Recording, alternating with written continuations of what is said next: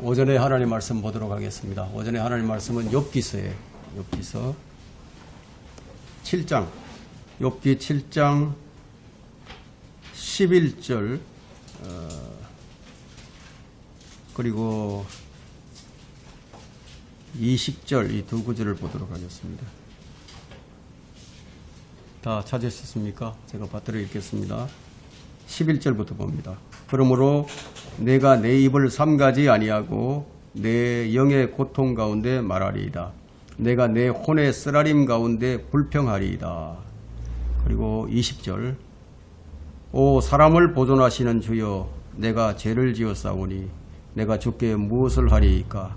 어찌하여 주께서는 나를 주를 거역하는 표로 삼으셔서 나로 하여금 내 자신에게 짐이 되게 하시나이까. 그렇게 의로움을 자랑하는 이 욥이 점점 이제 변해가고 있습니다. 오늘 이 설교 제목은 혼의 쓰라림과 영의 고통, 주를 거역하는 표, 혼의 쓰라림과 영의 고통, 11절에 나와 있는 대로 혼의 쓰라림과 영의 고통입니다. 인간은 자유롭게 살고 있죠. 자유롭게 살지만 실상은 이제 무엇인가에 굴복을 하면서 살아갑니다.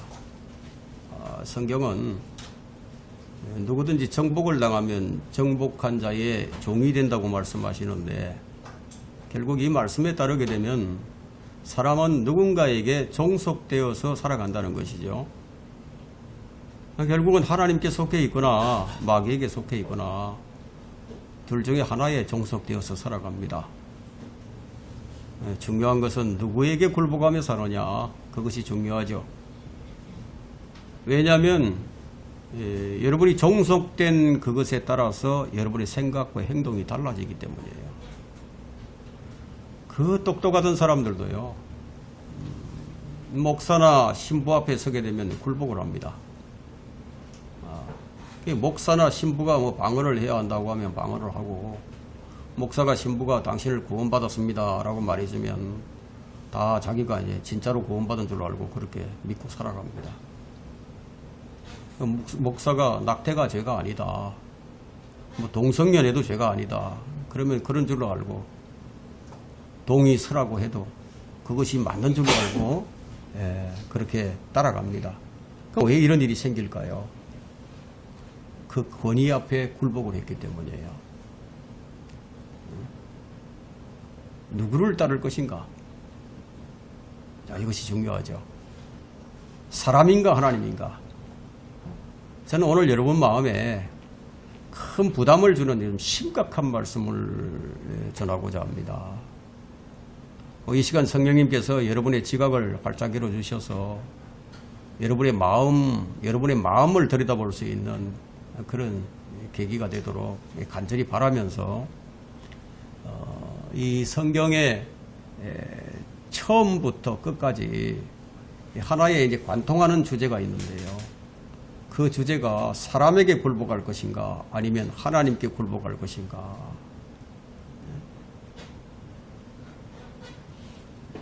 아담 시대부터 지금까지 사람들은 하나님께 굴복을 해야 했는데, 근데 그것을 통해서 구원과 멸망이 이제 결정이 되어 왔죠.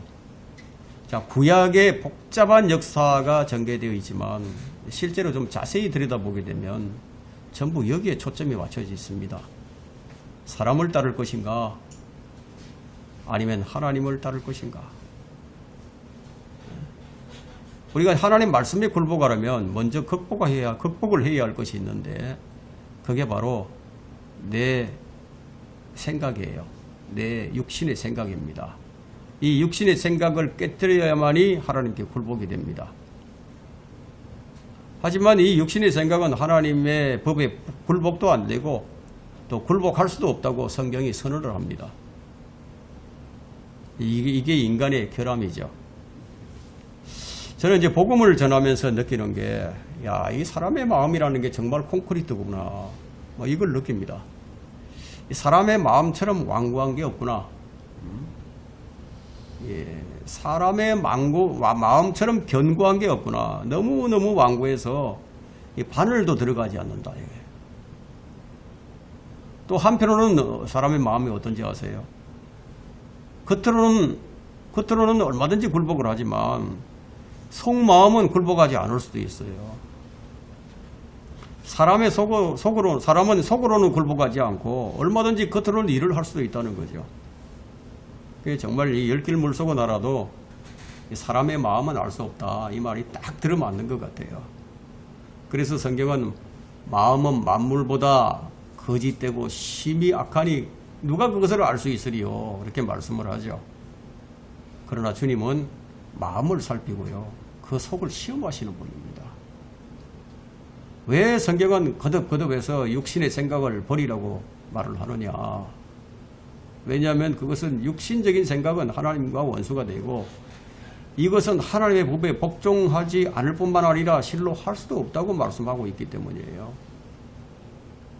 그러니까 타고난 인간의 생각은 하나님과 원수라는 거죠. 이 생각은 사람이 깨뜨릴 수가 없는 아주 견고한 요새와 같아서 인간이 그 무엇으로도 깨뜨릴 수가 없는 오직 하나님의 능력으로만 깨집니다. 그러면 이 견고한 생각이 깨지려면 어떤 과정이라는 게 있는데 바로 이 과정을 욥이 지금 우리에게 보여주고 있습니다. 욥은 영의 고통과 쓰라림 속에서 울부짖으면서도 깨지지 않는 그 무엇이 그에게 있었단 말이에요. 그래서 오늘 이제 우리가 이 욥을 통해서 그 과정을 좀 살펴보려고 합니다. 이 쓰라림다, 쓰라리다. 마음이 쓰라리다. 영이 쓰라리다. 혼이 쓰라리다. 뭐 이런 이제 말을 이제 많이들 하죠. 근데 우리도 이제 이런 쓰라림을 내뱉을 때가 있어요. 이 쓰라림을. 그런데 한 가지 좀 특이한 점은 요나도 자기 혼의 쓰라림, 영의 고통을 하나님께 그냥 토로했었고요. 모세도 그렇게 했어요.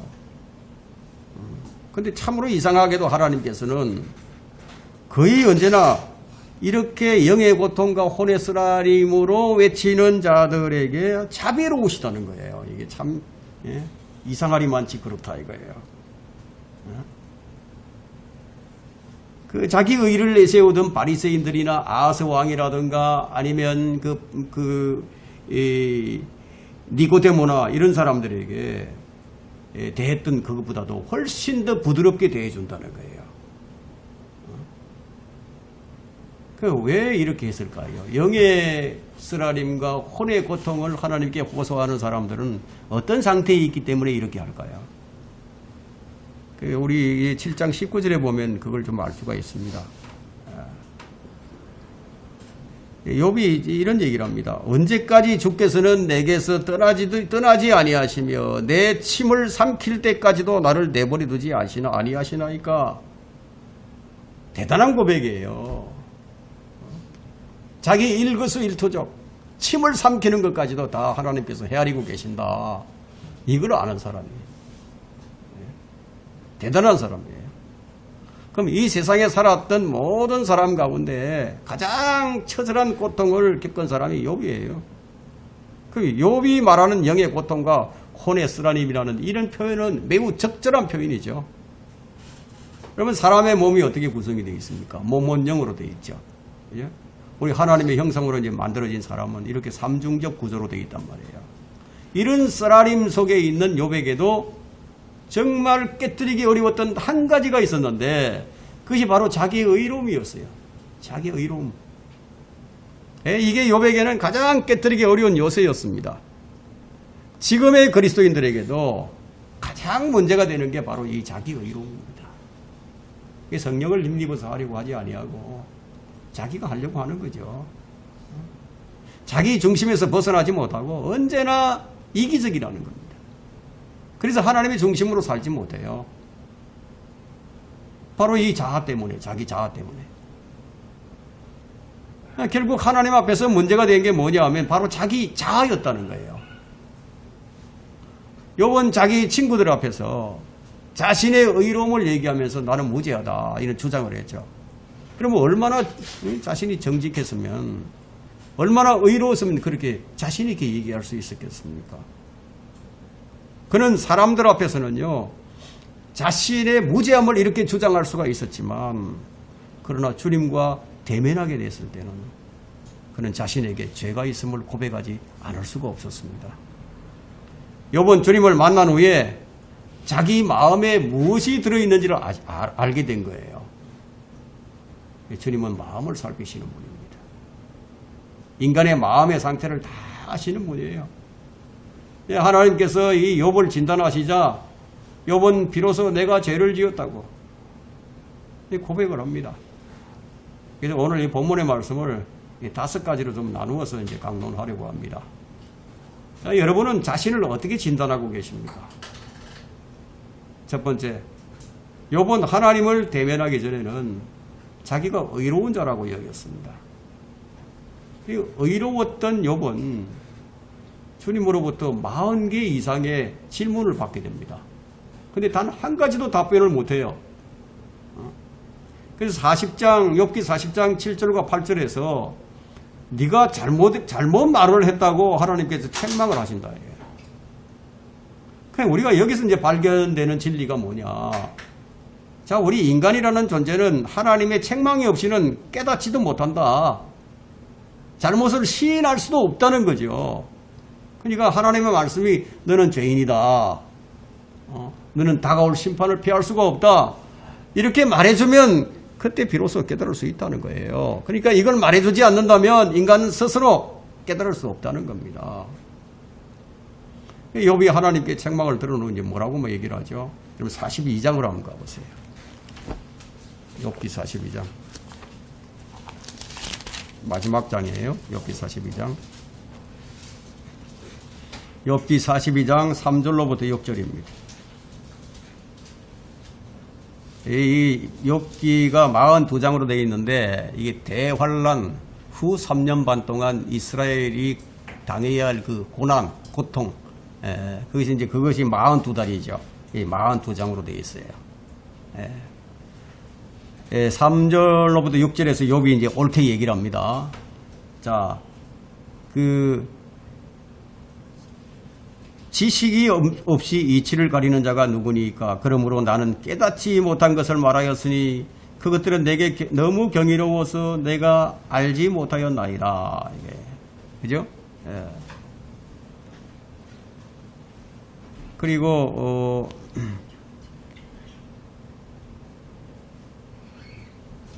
내가 간구하오니 들으소서. 내가 말하겠나이다. 내가 주께 묻겠사오니 나로 알게 하소서. 내가 주에 대하여 귀로만 들었사오나 이제는 내 눈으로 주를 보나이다. 그러므로 내가 나를 미워하고 뒷걸과 제 속에서 회개하나이다.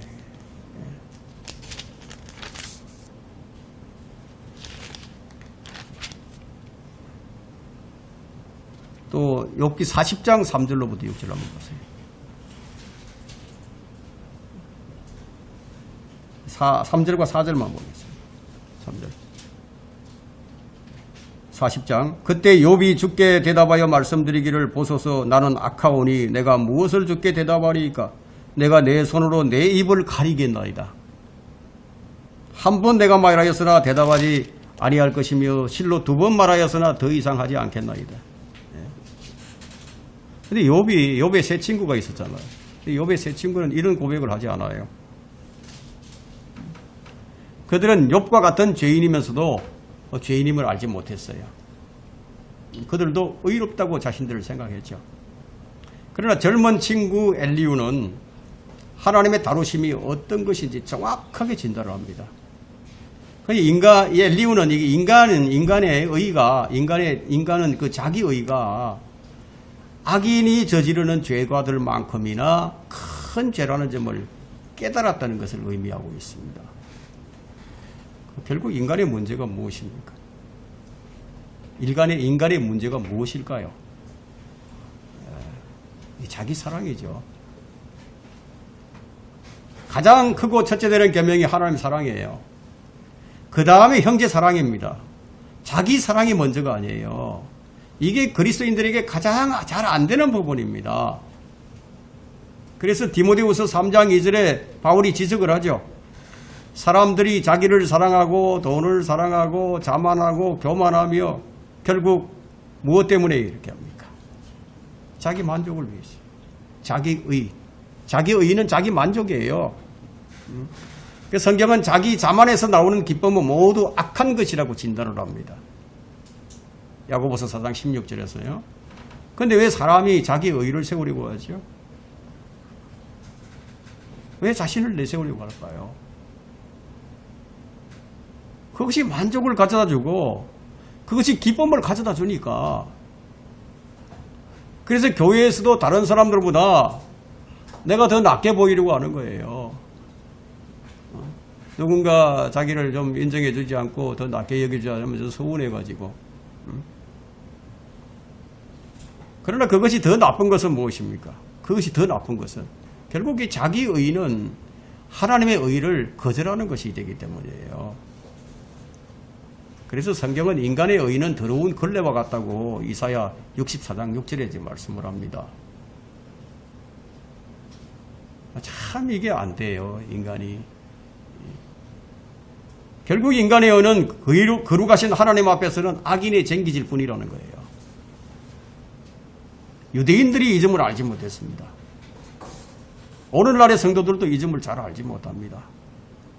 이 점을 깨닫지 못해서 계속해서 자기를 내세우게 되는 거죠. 최초의 정부를 구성했던 바벨탑. 바벨탑 사건 역시 인간의 의의를 하늘까지 세우려는 그런 시도였어요. 그래서 성경은 로마서 10장 3절에서 이에 대해 말씀하시기를 이는 그들이 하나님의 의의를 모르고 그들의 의의를 내세움으로써 그들 스스로 하나님의 의의에 복종치 아니하였음이라고 말씀합니다. 이 유대인들이 이렇게 했어요. 오늘날의 그리스도인들도 이렇게 합니다. 이 문제를 해결하시고자 예수님께서는 믿는 자의 모든 의가 되시고 율법의 끝이 되어주셨는데 인간의 의는 결코 율법의 의를 충족시킬 수가 없습니다. 이 인간이 최초로 자기 의를 주장했던 사람이 누구죠? 최초로 자기 의를 주장했던 사람 카인이에요. 카인은 자기 의로 하나님을 만족시킬 수 있다고 생각을 했습니다. 자기가 최선을 다하고 자기 노력의 산모를 가지고 하나님을 만족시킬 수 있다고 생각을 했습니다. 그러므로 자기 의를 내세우는 자는 구속의 은혜를 저버리는 배신 행위가 됩니다. 율법으로 의롭게 된 너희는 누구든지 그리스도가 무용하게 되어 은혜로부터 떨어져 나갔느니라. 갈라디아서 5장 4절에 그렇게 말씀하고 있어요. 이 말씀은 오늘날 행위로 구원받고자 하는 자들에게 벼락 같은 말씀이죠. 행위로 구원받고자 하는 사람들이 참으로 많이 있어요. 그리고 행위로 구원을 유지하고자 하는 사람들도 참으로 많이 있습니다. 자, 이런 사람들은 그리스도가 쓸데가 없어요. 하나님의 은혜로부터 떨어져 나가버렸습니다. 하지만 여기 욥의 시대는 지금의 시대와는 달라요. 그 시대는 십자가 이전 시대였고 율법도 주어지기 전이었어요. 하나님께서는 욥을 동방의 의인으로 인정을 하셨어요.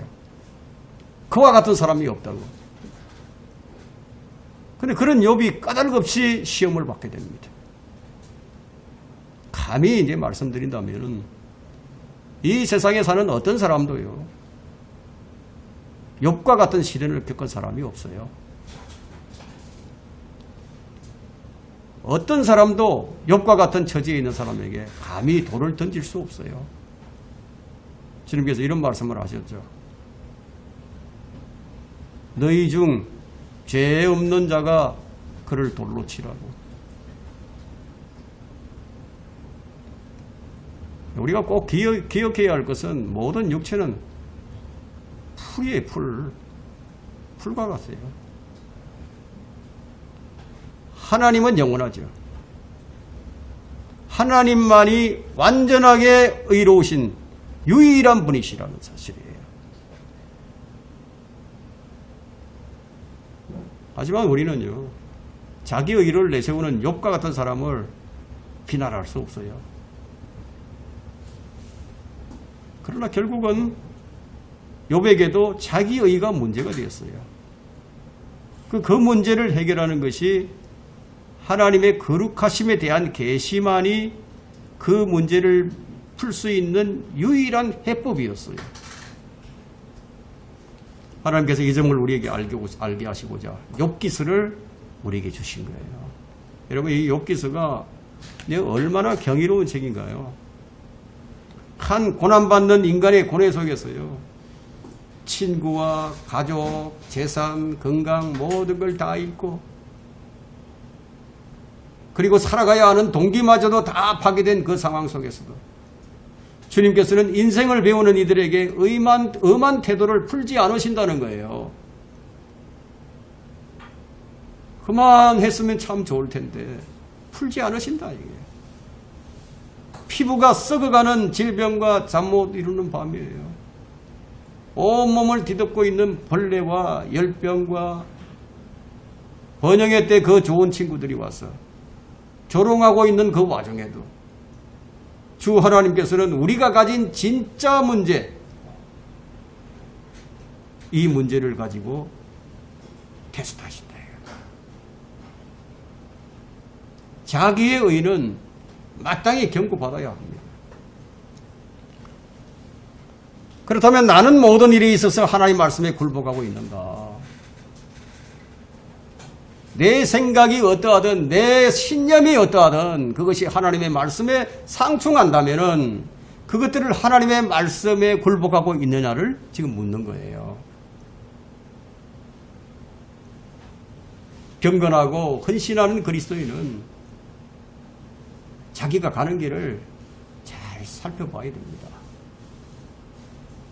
저는요, 오늘 이 말씀이 여러분을 좀 더 주님께 이제 밀착시키는 그런 계기가 되기를 소망을 합니다. 이 말씀이 여러분의 마음에 아주 천둥처럼 울리기를 기대하면서 마치 큰 대못이 박히는 것처럼 그렇게 되기를 기대하면서 저는 이 시간 여러분이 이렇게 고백하기를 원합니다. 주여 내게 말씀하소서. 저는 지금까지 주님 말씀과 명령들에서 멀리 떨어져 있습니다.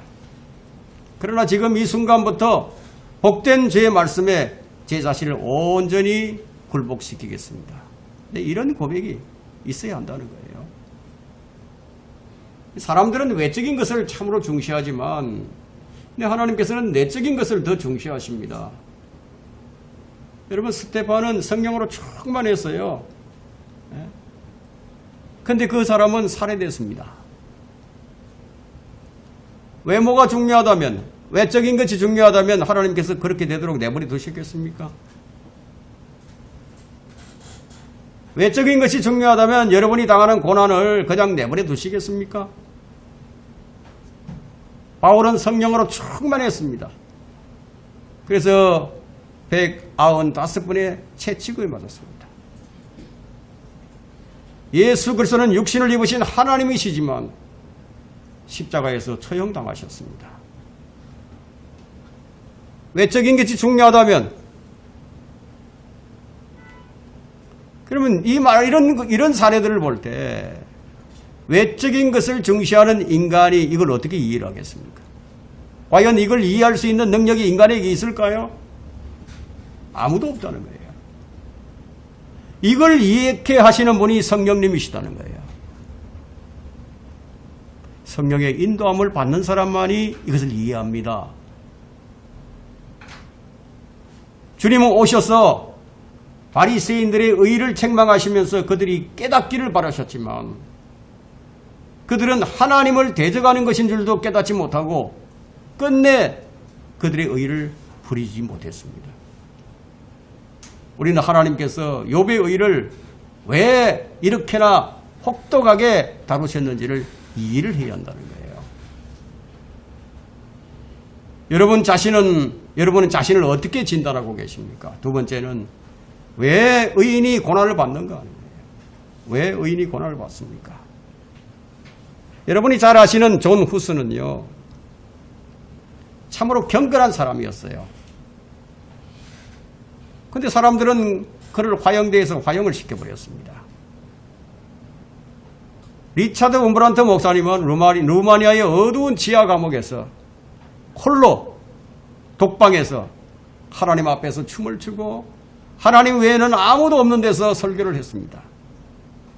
그의 가련한 절규 속에서 그야말로 정신이 산란해지고 창난 정상이 일어나는 바로 그곳에서 우리는 다시 풀리지 않는 질문을 던질 수밖에 없죠.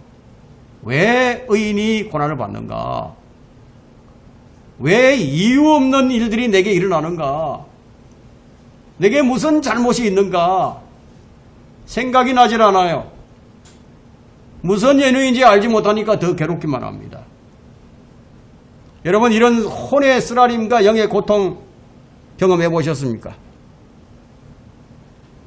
오늘 욥을 통해서 그 이유를 찾기를 간절히 바랍니다.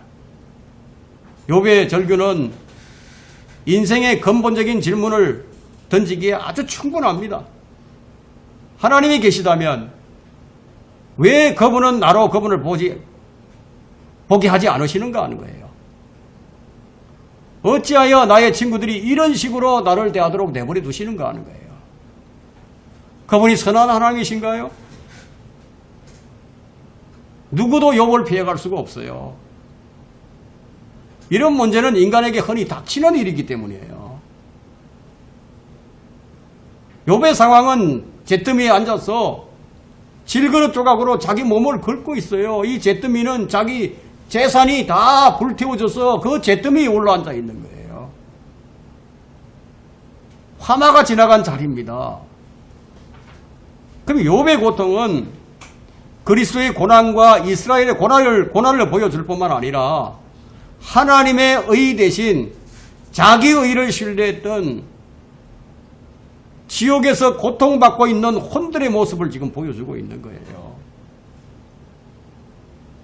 이처럼 욥기는 신구약의 모든 주요 교리를 다루는 광범한 책입니다.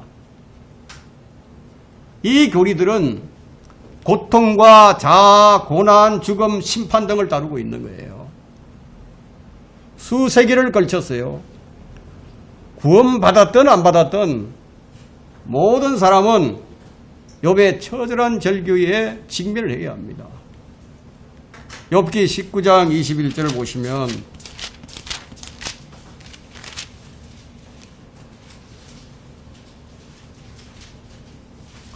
오 내 친구들아 너희는 나를 불쌍히 여기라. 너희는 나를 불쌍히 여기라. 이는 하나님의 손이 나를 치셨습니다.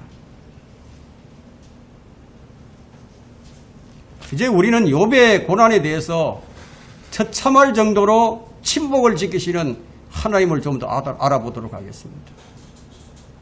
우리가 사는 세상에는요, 온갖 편의시설이 있죠.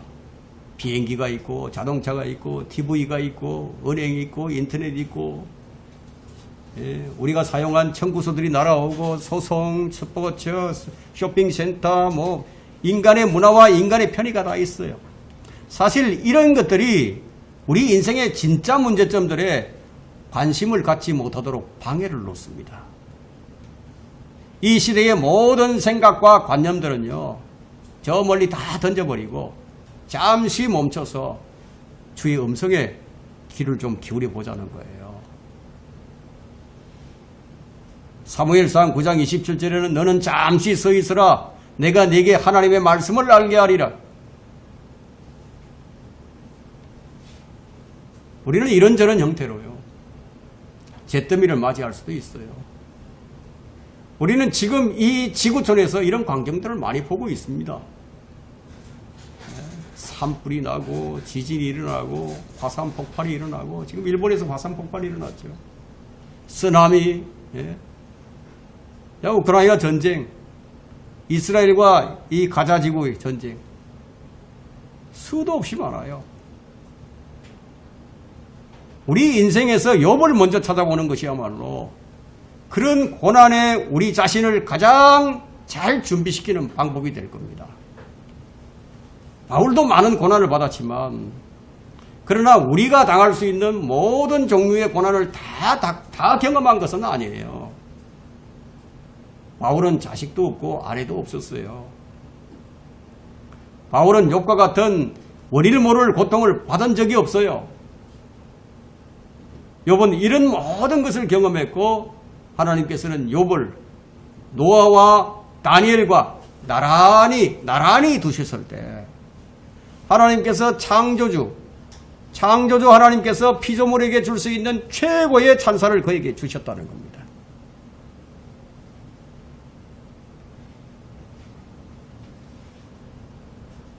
그러므로 인생 공부는 다른 곳에서 찾는 게 아니라 이 욥기서에서 찾는 거예요. 왜냐하면 우리 구원받은 그리스도인들도 구원받지 못한 사람들과 마찬가지로 물질을 추구하는 성향이 있기 때문이에요. 내 호나 일어나라. 내 호나 일어나라. 엘리후는 성령의 영감을 받아서 지금 말을 합니다. 젊은 친구 이 엘리후가 책 중에 책, 시 중에 시며 한 죄인의 명성과 박해와 손실과 인내와 보상에 대한 서사시를 읊을 때 우리는 거기에 관심을 가져야 된다는 거예요. 여러분 자신을 어떻게 진단하고 계십니까? 세 번째는 7장 20절에서 욥은 내가 죄를 지었사오니 라고 고백을 합니다. 내가 죄를 지었사오니, 죄를 고백하는 것은 구원에 앞서 반드시 있어야 합니다.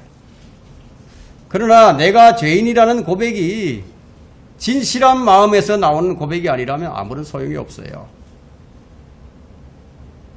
사람들은 자신이 죄인이라는 말을 아무렇지도 않게 그냥 내뱉죠. 그런 고백은 아무런 의미가 없어요. 사람들은 자신이 다른 사람에게 잘못을 한 경우에 잘못을 시인하고 용서를 빌게 됩니다. 그런데도 그때도 진심으로 이 용서를 구하지 않는다면 그게 받아들여지지가 않아요. 하물며 마음을 살피시는 하나님께 그럼 어떻게 해야 되겠습니까? 성경에도 자신이 죄를 지었다고 고백한 사람들이 많이 있어요. 그 대표적인 사람이 누구예요? 예수님을 팔아버린 유다 이스카리옷이에요. 그는 주님을 은 30에 팔았는데 그 돈을 한 푼도 사용해보지 못하고 후회를 하면서 다시 제사장들에게 되돌려 주었습니다. 그리고 그는 후회하면서 자신의 생을 자살로서 마감을 내버렸습니다. 사울 왕도 발라암 선지자도 자신이 죄를 지었다고 고백합니다. 그러나 그들은 진실한 마음으로 회개하지 않았어요. 그래서 그들은 구원받지 못했습니다. 그러나 욥의 마음은 하나님 앞에 진실했기 때문에 그게 받아들여졌어요. 예수님께서 십자가에 달리셨을 때 두 죄인이 함께 달렸죠. 이 두 죄인은 처음에는 예수님을 함께 조롱을 했는데 근데 한 죄인은 자신이 숨을 거두기 전에 그의 마음이 주님 앞에 진실했기 때문에 마음을 보시는 하나님 주님께서 그 죄인을 받아주셨어요. 누가복음 23장 한번 찾아보세요.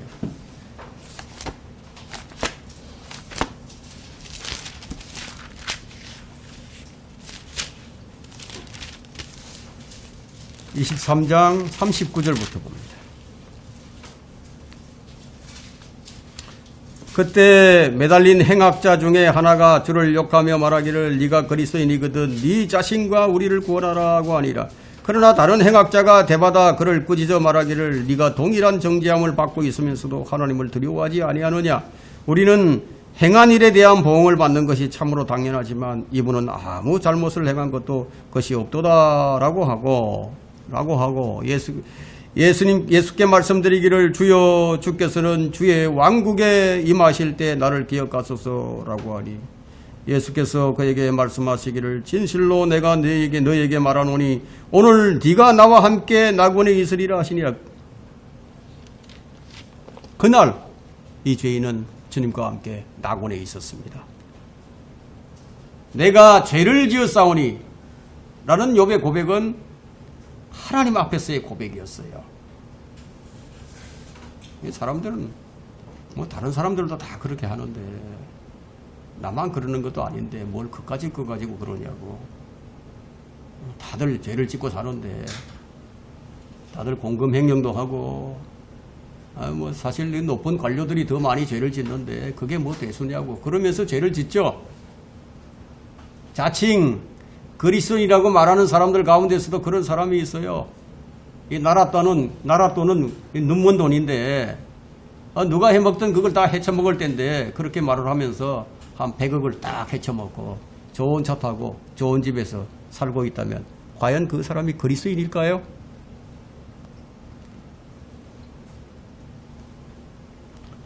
여기서 욥의 고백은 다른 사람이 어떻게 했건 상관이 없어요. 자신이 죄를 지었다는 거예요. 우리가 구원받기 전에 고백도 이래야 합니다. 모든 사람이 죄인이니까 나도 죄인이다. 그게 아니라는 거예요. 다른 사람 상관없어요.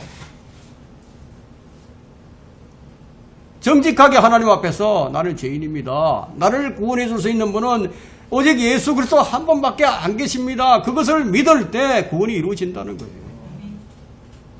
욥의 구원은 주님께 한 것이었어요. 전능하신 하나님께 한 고백이었어요. 어떤 말을 하십니까?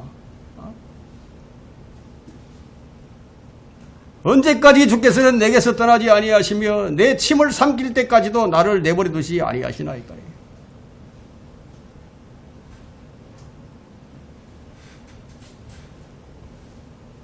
어떤 성도는 다른 사람에게 상처를 입힌 후에요. 나는 뭐 하나님께 고백을 했으니까, 자백을 하고 용서받았으니까. 이 다른 사람을 개의치 않는 사람들도 있어요. 뭐 하나님께 자백만 하면 다 끝났다고 생각을 합니다. 과연 그것이 성경적일까요? 하나님께 자백하면 다 용서해 주신다고 했으니까 용서함 받았다. 그래서 나는 마음이 편하다. 근데 상대방은 지금 죽을 지경인데 하나님께 자백만 하면 되는 것일까요? 누가복음 17장 1절은 뭐라고 말씀하는지 아세요? 그때 주께서 제자들에게 말씀하시기를 실족해 하는 일이 없을 수는 없으나 그런 일이 일어나게 하는 그 사람에게는 화가 있을 것이라. 주님께서 비유로서 하신 빚을 탕감받은 사람들의 결과를 좀 보도록 하겠습니다. 마태복음 18장 23절입니다.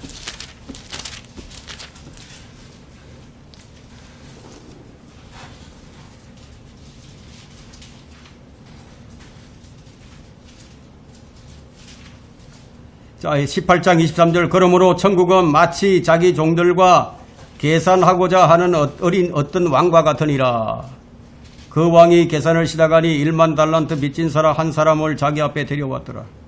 그러나 그에게는 갚을 것이 없으므로 그의 주인이 명령하기를 그 자신과 그의 아내와 자식들과 그의 소유를 다 팔아서 빚을 갚으라고 하니 그 종이 왕 앞에 엎드려 경배하며 말하기를 주여 참아주소서 그러면 제가 다 갚겠나이다 라고 하더라. 그러자 그 종의 주인이 그를 가엾게 여겨 풀어주고 그 빚을 탕감해 주었더라. 그러나 그 종이 나가서 자기에게 100데나리온 빚진 동료 종 한 사람을 만났는데 그를 붙들어 멱살을 잡고 말하기를 네 빚을 갚으라 하고 하더라. 그러자 그의 동료 종이 그의 발 앞에 엎드려 그에게 간청하며 말하기를 참아주게 그러면 내가 다 갚겠네 라고 하나 그가 들어주지 않고 오히려 가서 빚진 것을 갚을 때까지 감옥에 집어넣더라.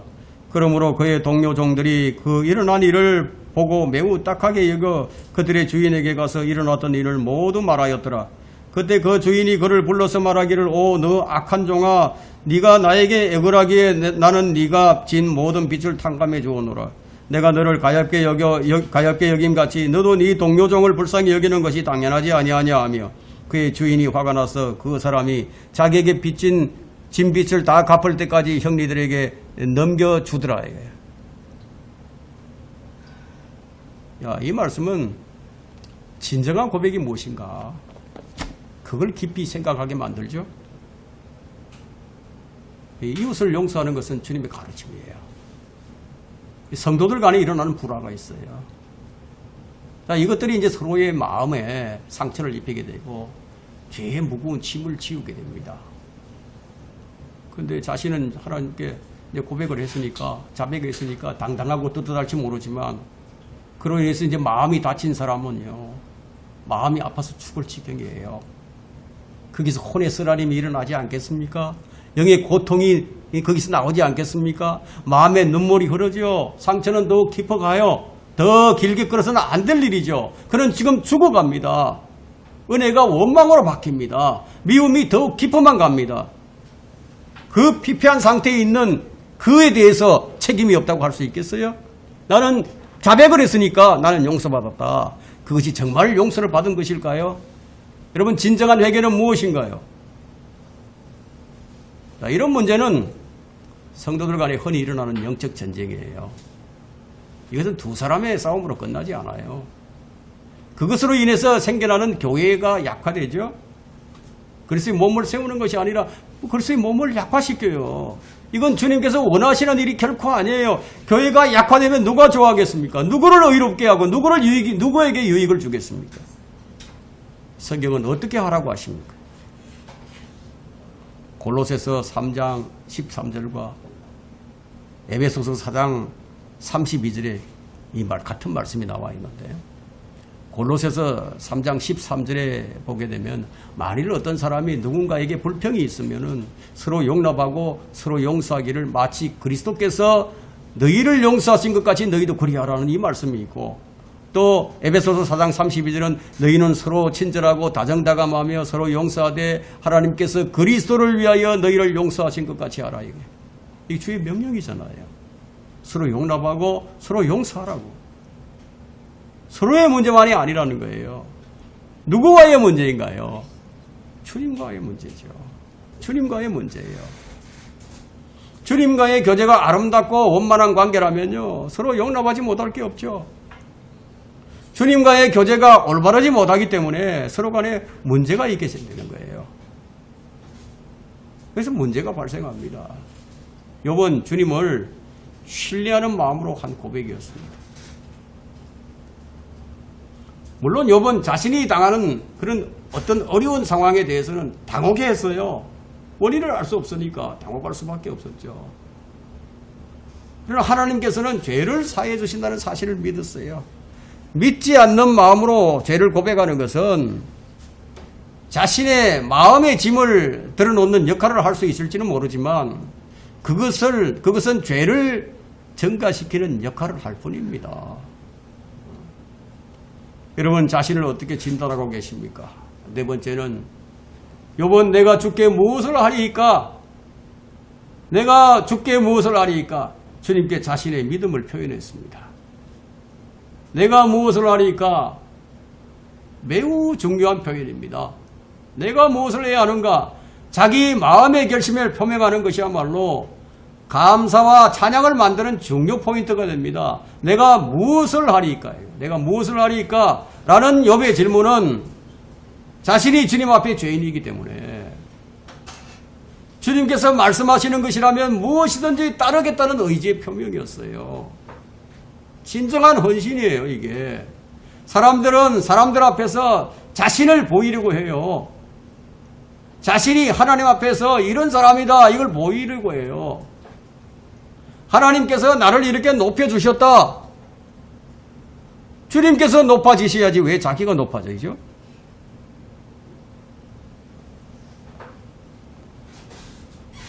위선자들은요, 내가 주께 무엇을 하리까? 그런 고백이 아니에요.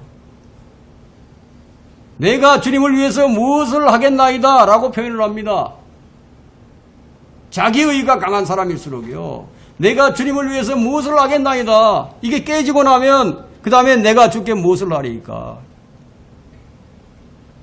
바울은 내가 사람들에게 호감을 사랴 아니면 하나님께 사랴? 내가 사람들에게 호감을 사랴 하겠느냐? 내가 아직도 사람들 앞에 호감을 사려 한다면 나는 그리스도의 종이 아니리라. 자신이 무엇인가 하나님을 위해서 일을 할 수 있다고 그렇게 생각한다면 그게 자기 의가 된다는 거예요.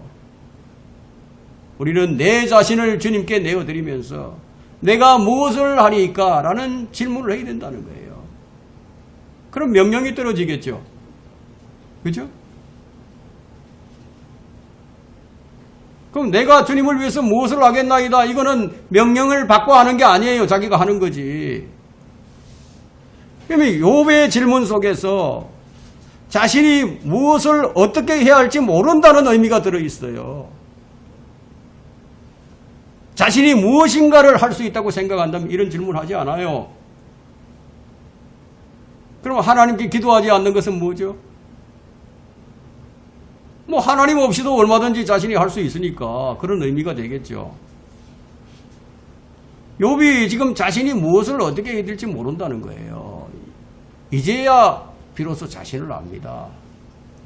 이제 모든 문제 해결은 오직 주님께만 있다는 표현이었어요.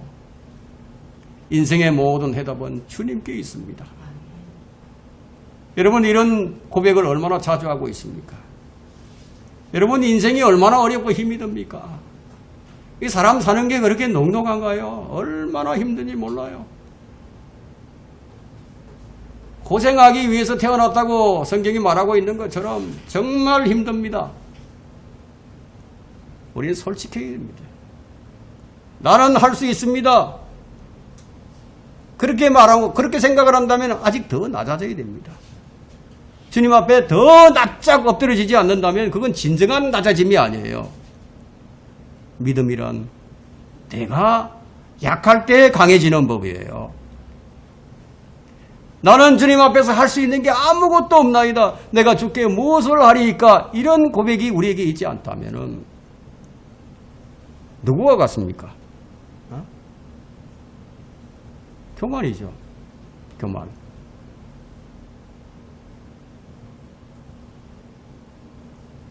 내가 주께 무엇을 하리까?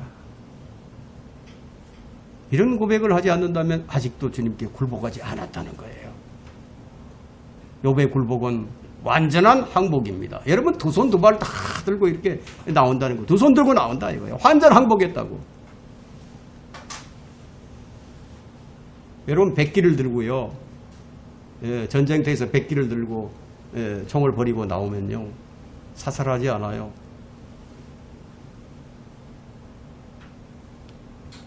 자신이 의롭다고 여겨졌던 것, 자신이 친구들보다 더 높은 지식이 있었다는 것, 그렇게 생각했던 것, 이런 모든 것들이 주님 앞에 서게 되니까 그 먼지와 티끌과 같이 아무것도 아니었다는 거예요.